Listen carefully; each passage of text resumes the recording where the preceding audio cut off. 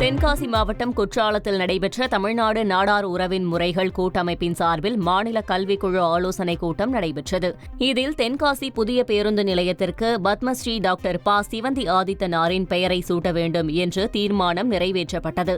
மேலும் அறநிலையத்துறை கட்டுப்பாட்டில் உள்ள அனைத்து கோயில்களுக்கும் தரிசன கட்டணத்தை ரத்து செய்ய வேண்டும், அரசு தேர்வுக்கான இலவச பயிற்சி மையங்கள் தொடங்க வேண்டும் உட்பட 8 முக்கிய தீர்மானங்கள் நிறைவேற்றப்பட்டன.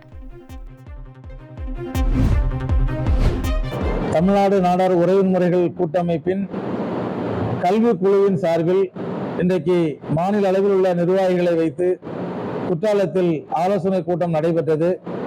இந்த ஆலோசனை கூட்டத்தில் தென்காசி மாவட்டத்தில் உள்ள தென்காசி புதிய பேருந்து நிலையத்திற்கு பத்மஸ்ரீ டாக்டர் ப. சிவந்தி ஆதித்தனார் அவருடைய பெயரை சூட்ட வேண்டும் என்று தீர்மானம் நிறைவேற்றப்பட்டுள்ளது. செய்திகளை உடனுக்குடன் தெரிந்து கொள்ள உடனே சப்ஸ்கிரைப் பண்ணுங்க.